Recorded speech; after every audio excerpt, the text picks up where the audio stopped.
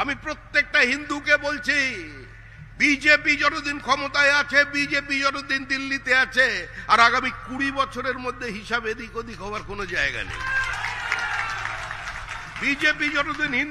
পশ্চিম ভারতবর্ষের ক্ষমতায় আছে, পশ্চিমবঙ্গের মাটিতে বিরোধী দল হিসেবে দাঁড়িয়ে আছে এই মুহূর্ত পর্যন্ত, কোন হিন্দুর কেশাগ্র কেউ স্পর্শ করতে পারবে না, কোন হিন্দুকে কেউ উচ্ছেদ করতে পারবে না, কোন হিন্দুকে কেউ ডিটেনশন ক্যাম্পে পাঠাতে পারবে না,